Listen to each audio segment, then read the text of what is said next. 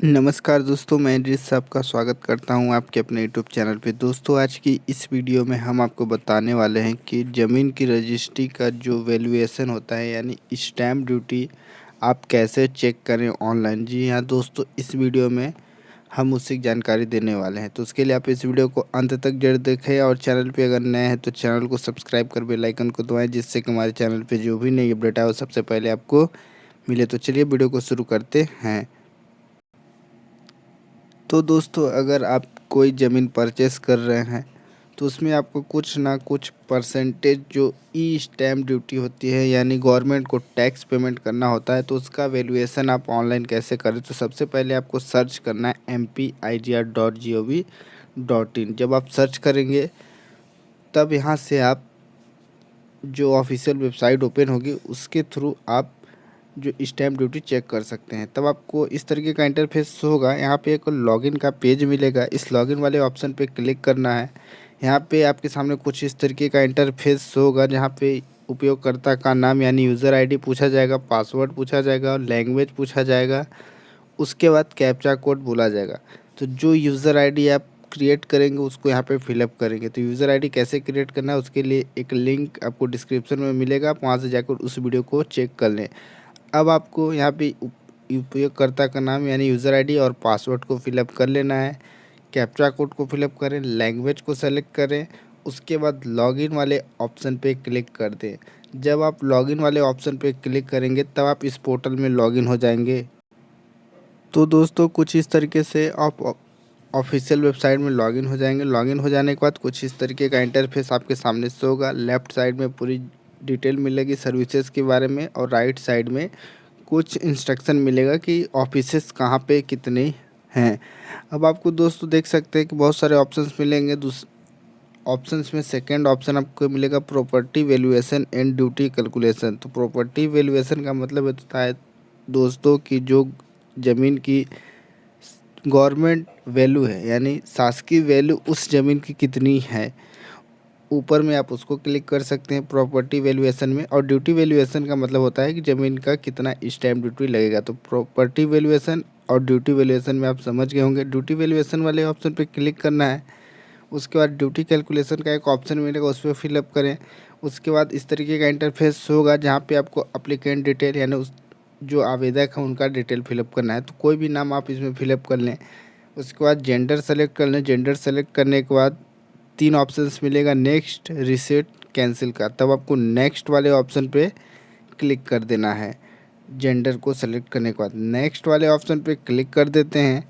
तब आपके सामने कुछ इस तरीके का इंटरफेस होगा। ड्यूटी कैलकुलेशन का ऑप्शन मिलेगा जिसमें डीड कैटेगरी का ऑप्शन मिलेगा, उसमें आपको सेलेक्ट करने का एक ऑप्शन मिलेगा। उसमें आप जब क्लिक करेंगे तो बहुत सारे ऑप्शंस मिलेंगे।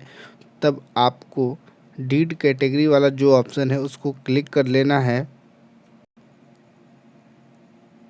तो दोस्तों, आप देख सकते हैं कि डीड कैटेगरी वाले ऑप्शन में क्लिक करेंगे तो आपके सामने बहुत सारे ऑप्शन मिलेंगे। तो एक ऑप्शन मिलेगा डॉक्यूमेंट इनवॉल्विंग इमूवेबल प्रॉपर्टी, उस वाले ऑप्शन पे क्लिक करेंगे यानी अचल संपत्ति वाले ऑप्शन पे क्लिक करेंगे। डीड टाइप में आपको कन्वेंस का एक ऑप्शन मिलेगा, उसको क्लिक करेंगे। कन्वेंस का मतलब होता है दोस्तों हस्तांतरण यानी विक्रय पत्र, उसको क्लिक करेंगे। उसके बाद आपके सामने कुछ इस तरीके का ऑप्शंस मिल जाएगा। इसमें आपको सेल वाले ऑप्शन पे क्लिक करना है। तो देख सकते हैं सेकंड वाला ऑप्शन आपको क्लिक करना है, सेल स्लेस जो आपको ऑप्शन दिखाई दे रहा है।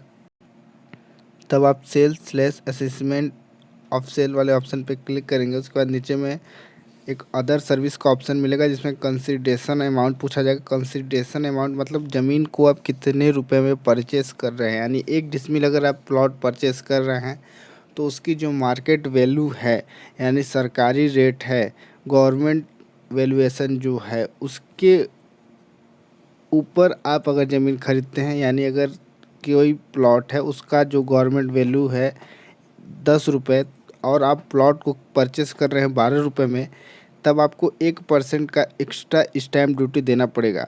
और अगर आप ज़मीन की जो वैल्यू है 10 रुपये और ज़मीन आप 8 रुपये में ख़रीद रहे हैं तो उसमें आपको जो गवर्नमेंट का निर्धारित वैल्यू है उसका ही पेमेंट करना है। तो आप कंसिडरेशन अमाउंट में जितने का ज़मीन खरीद रहे हैं उसको फिलअप कर दें। उसके बाद नीचे में आपसे ऑप्शन पूछेगा, do you have a valuation ID, तो उसको नो कर देना है। नो करने के बाद आपको नेक्स्ट वाले ऑप्शन पे क्लिक कर देना है। जब आप नेक्स्ट वाले ऑप्शन पे क्लिक करते हैं तब आपके सामने कुछ इस तरीके का पूरे स्टेट का मैप खुलेगा, जिसमें से आपका जो भी डिस्ट्रिक्ट है उस डिस्ट्रिक्ट वाले ऑप्शन को क्लिक कर देना है। तो जो भी आपका डिस्ट्रिक्ट हो उसको क्लिक कर दें, उस वाले ऑप्शन पे, उस मैप पे क्लिक कर दें। जब मैप पे क्लिक करेंगे तो कुछ इस तरीके का इंटरफेस होगा। यहाँ पे आपको तहसील का ऑप्शन मिलेगा। उस ज़िले में जितनी तहसील है उसकी जानकारी आपको इस लिस्ट में मिल जाएगी। उस लिस्ट के हिसाब से जिस तहसील की ज़मीन का आप डिटेल जानना चाहते हैं उसको सेलेक्ट कर लें। उसके बाद आपको एरिया टाइप का ऑप्शन मिलेगा। एरिया टाइप को आप क्लिक करेंगे तो शहरी क्षेत्र में है कि ग्रामीण क्षेत्र है, तो उसको आप क्लिक कर लें अपने हिसाब से, जिस भी क्षेत्र की ज़मीन का डिटेल आप जानना चाहते हैं। उसके बाद सब एरिया टाइप का ऑप्शन मिलेगा अगर ग्रामीण क्षेत्र है तो। अदरवाइज़ आपको म्युनिसिपल बॉडी का ऑप्शन मिलेगा, तो नगर निगम है, नगर पालिका है, उसको सेलेक्ट कर लेना है। उसके बाद वार्ड का जो लिस्ट खुलेगा उसको आपको क्लिक कर देना है। जो भी वार्ड होंगे आपके नगर निगम में पूरी लिस्ट आपके सामने ओपन इस तरीके से होगा। उसके बाद आप अपने वार्ड को सेलेक्ट कर लें, जो भी वार्ड आपका आएगा। जब आप वार्ड को सेलेक्ट कर लेते हैं उसके बाद आपके सामने कुछ इस तरीके का इंटरफेस होगा, विलेज स्लेश मोहल्ला स्लेश कॉलोनी। इसमें आपको 3 ऑप्शंस मिलेंगे, मेन रोड, मार्ग से हटकर, WBM। तो अगर आपके अपलोड यानी ज़मीन मेन रोड पे है तो मेन रोड को सेलेक्ट कर रहे हैं, ज़मीन जो है रोड से हटकर है तो सेकेंड वाला ऑप्शन सेलेक्ट करें, और WBM यानी वार्ड वाली रोड पे है तो WBM को सेलेक्ट करें। अगर आपकी ज़मीन मार्ग से हटकर है तो मार्ग से हटकर वाले ऑप्शन पे क्लिक करें। उसके बाद प्रॉपर्टी टाइप का ऑप्शन मिलेगा। तो प्रॉपर्टी टाइप में 3 ऑप्शंस मिलेंगे, प्लॉट, बिल्डिंग और एग्रीकल्चर लैंड। तो तीनों का जो परचेस करने का तरीका है उसके हिसाब से तीनों की डिटेल्स लगेगी। तो अगर आपकी ज़मीन 12.5 डिसमिल से कम है शहरी क्षेत्र में तो उसका जो रजिस्ट्री होगा प्लॉट में होगा, और अगर आपकी जो ज़मीन ग्रामीण क्षेत्र की है और 7.5 डिसमिल से नीचे में है तब आपकी ज़मीन प्लॉट में रजिस्ट्री होगा। अगर आपकी ज़मीन 12.5 से ऊपर शहरी क्षेत्र यानी नगर निगम में है तो एग्रीकल्चर लैंड में आएगा, और 7.5 से ऊपर ग्रामीण क्षेत्र की है तो एग्रीकल्चर लैंड में आएगा। प्लॉट और एग्रीकल्चर लैंड में कुछ इस तरीके का डिफरेंट है।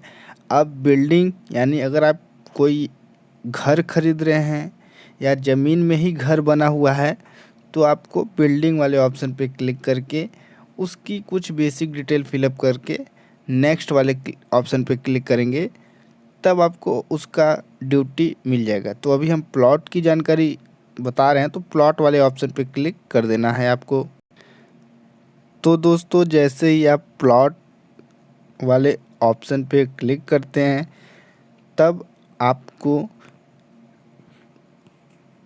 स्क्वायर मीटर में ज़मीन की डिटेल को फिलअप करना है, यानी कितने डिसमिल की ज़मीन आप खरीद रहे हैं उसका जो स्क्वायर मीटर होगा उसमें ऑप्शन को फिलअप करना है। टोटल एरिया ऑफ प्लॉट और कोष्टक में स्क्वायर मीटर में, तो 1 डिसमिल में आप अगर खरीद रहे हैं, 2 डिसमिल खरीद रहे हैं तो आपको स्क्वायर मीटर में डिटेल निकालनी पड़ेगी। पहले डिसमिल से उसको स्क्वायर मीटर में चेंज करना होगा।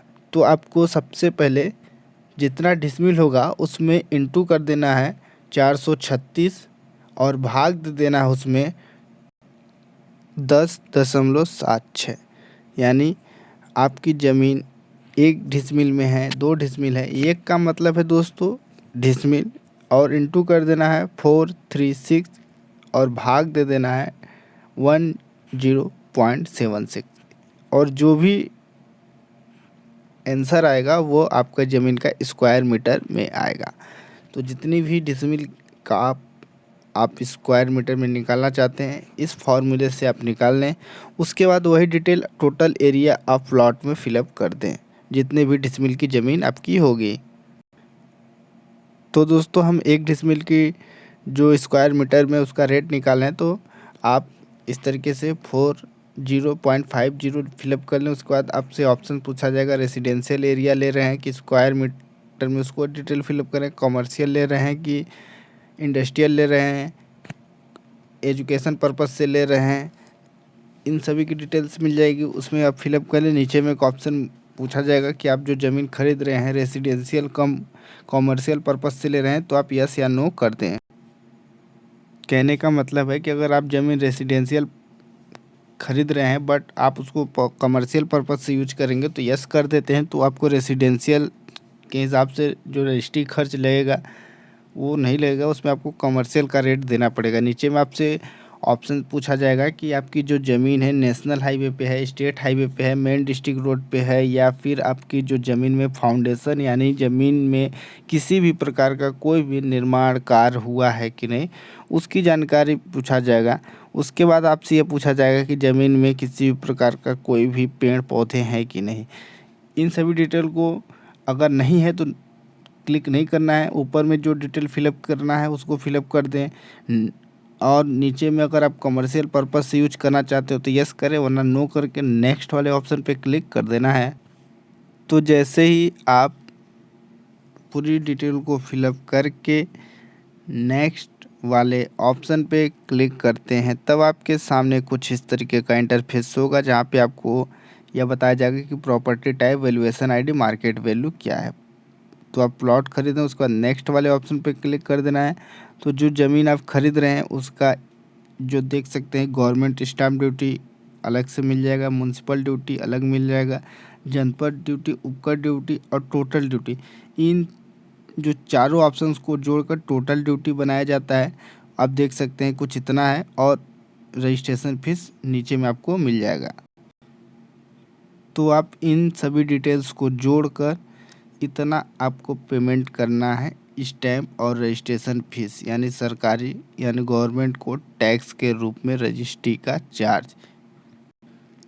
उसके बाद आप देख सकते हैं कि जो ज़मीन की मार्केट वैल्यू है 2,71,484 रुपये। आप देख सकते हैं कि प्रॉपर्टी टाइप प्लॉट है, वैल्यूएशन आईडी ये यानी जो आप अभी वैल्यू निकाले हैं उसकी वैल्यूएशन आईडी जनरेट होती है।